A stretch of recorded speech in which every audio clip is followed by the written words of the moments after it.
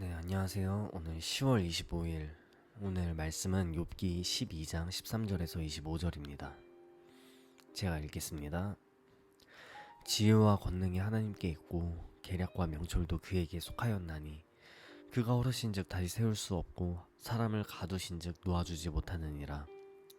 그가 물을 막으신즉 곧 마르고 물을 보내신즉 곧 땅을 뒤집나니 능력과 지혜가 그에게 있고 속은 자와 속이는 자가 다 그에게 속하였으므로 모사를 벌거벗겨 끌어가시며 재판장을 어리석은 자가 되게 하시며 왕들이 맨 것을 풀어 그들의 허리를 동이시며 제사장들을 벌거벗겨 끌어가시고 권력이 있는 자를 넘어뜨리시며 충성된 사람들의 말을 물리치시며 늙은 자들의 판단을 빼앗으시며 귀인들에게 멸시를 쏟으시며 강한 자의 허리띠를 푸시며 어두운 가운데에서 은밀한 것을 드러내시며 죽음의 그늘을 광명한 대로 나오게 하시며 민족들을 커지게도 하시고 다시 멸하기도 하시며 민족들을 널리 퍼지게도 하시고 다시 끌려가게도 하시며 만민의 우두머리들의 총명을 빼앗으시고 그들을 길 없는 거친들에서 방황하게 하시며 빛 없이 캄캄한 데를 더듬게 하시며 취한 사람같이 비틀거리게 하시느니라. 아멘.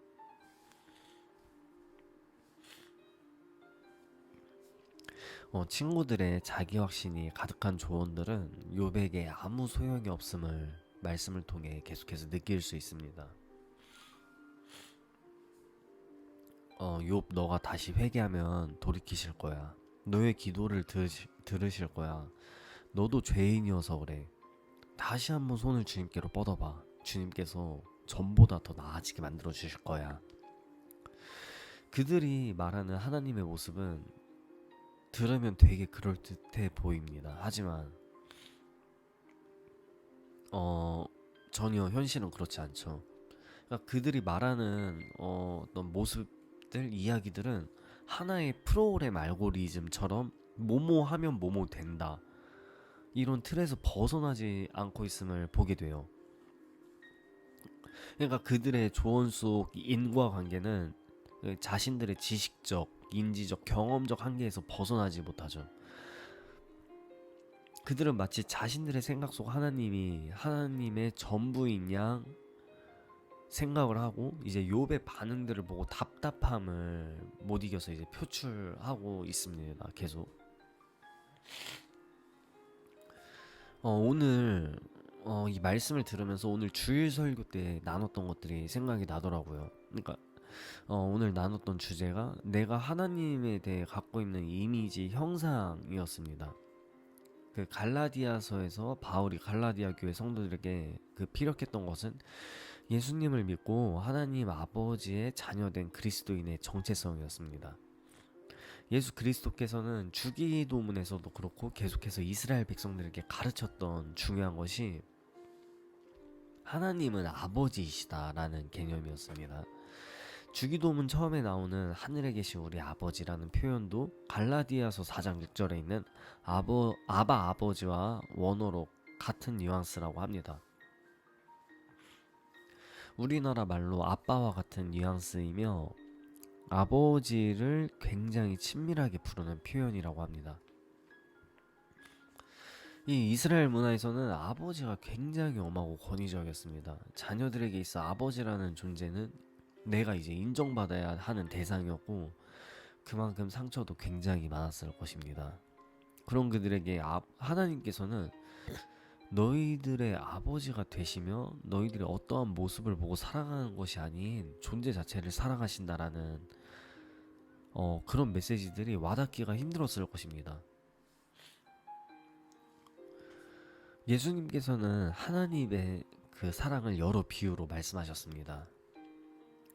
그중 저는 개인적으로 탕자 이야기를 가장 좋아합니다. 이 이야기를 만약 그 당시 이스라엘 사람들이 들었을 때 어떤 반응이었을지 생각하면은 좀 흥미롭습니다. 아직 돌아가시지 않은 아버지에게 유산을 달라 하는 둘째 아들, 심지어 첫째도 아닌 둘째입니다. 그 당시 장자가 아닌 자녀들은 가족 그리고 아버지에게 있어서 약간 큰 의미가 없었습니다. 아버지의 유산을 타가서 펑펑 쓰고 돈 다 떨어져서 거지꼴이 되어 아버지께로 돌아온 것은 모두 아는 내용입니다. 아버지는 매일 저만치 나가서 아들을 기다렸는데 그날도 어김없이 기다리시다가 아들을 저 멀리서 발견하고 버선발로 달려가 맞아줍니다. 둘째 아들의 뉘우침에 용서를 해주고 제일 좋은 옷을 입히고 손에 금가락지를 끼워주고 살찐 송아지를 잡아 파티를 엽니다. 첫째 아들은 그때 일을 하고 있었는데 이 일을 마치고 돌아오는 길에 집안이 시끌벅적하니 하인에게 어떤 일인지 묻습니다. 그리고 하인이 이제 동생이 돌아오고 아버지께서 너무 기뻐서 파티를 열었다라는 그 말을 듣게 되자 이제 화를 내고 아버지께 따지죠. 근데 이제 거기서 아버지는 얘 아들이 그래도 내 아들이 돌아오지 않았냐, 나에게 이것이 가장 큰 기쁨이다, 뭐 이런 말씀을 하시는데 이 비유를 들었을 때 이스라엘 사람들이 어떤 마음이었을까요? 대부분 첫째 아들의 감정이입을 했을 거예요. 그리고 저런 아버지에 대해서 이해를 하지 못했을 거란 말이에요. 하지만 예수님께서는 분명히 이제 말씀하시는 거죠.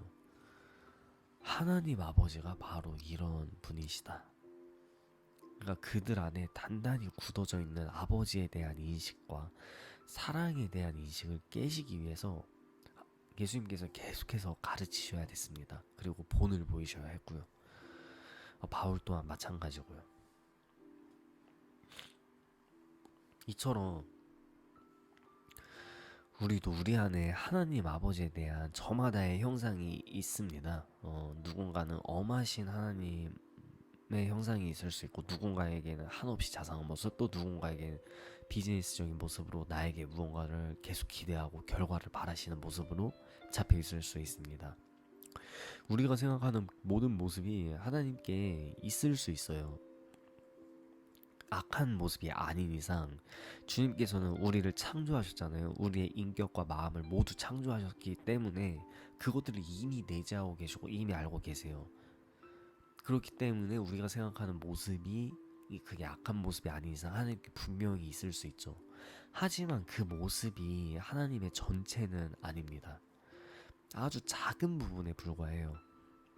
그 작은 부분을 보고 전체를 판단하는 일반화의 오류를 우리는 하나님께 너무 쉽게 범하고 있다고 생각을 합니다. 우리 개개인의 어렸을 적 부모님과의 관계, 사람에게 받은 크고 작은 상처들, 그리고 우리가 자연스럽게 접하는 이 한국 문화들, 이 어떤 유교 사상이나 가부장적 사회의 어떤 그런 것들, 그것들에 대해서 이제 정보가 취합되어 그것들을 하나님께 투영을 해서 나만의 우상으로 만들게 되는 거죠.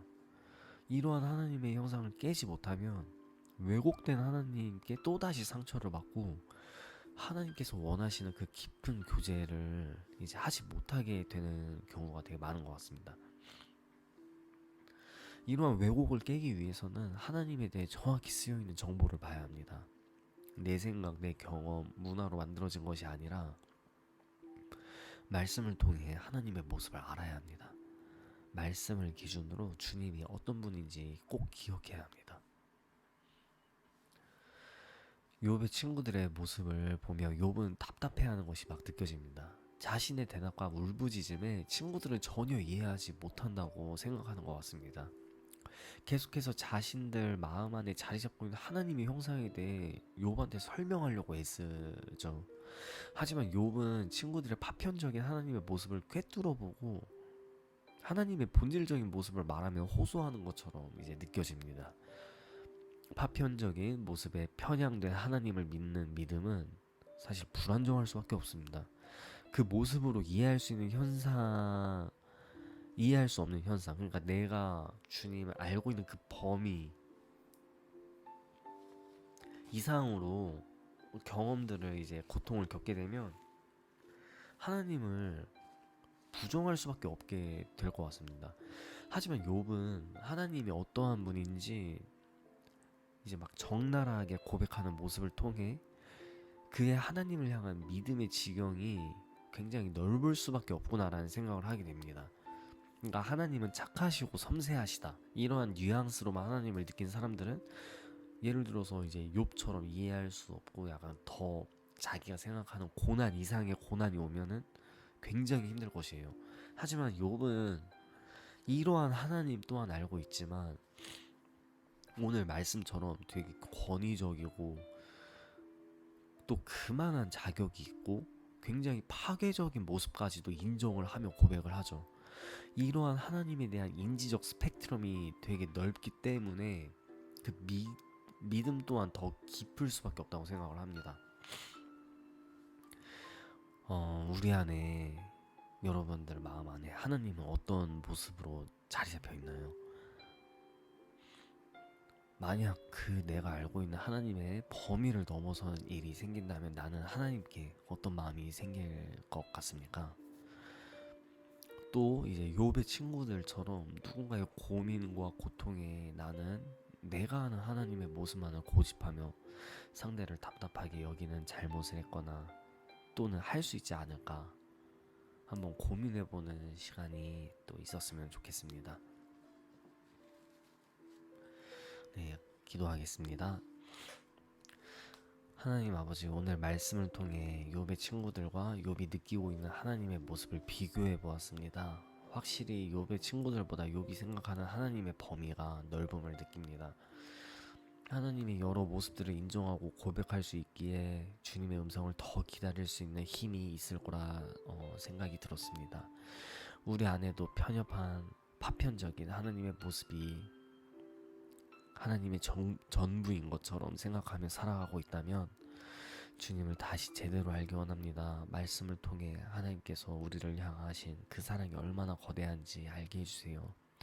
그 사랑이 깊어진 만큼 우리도 주님을 더욱 사랑하고 믿게 될 줄 믿습니다. 주님의 사랑을 더욱 알게 해주시고 그 사랑을 우리 마음 안에 채워주세요. 감사합니다. 예수님의 이름으로 기도드립니다. 아멘. 오늘 비염이 갑자기 너무 심해져가지고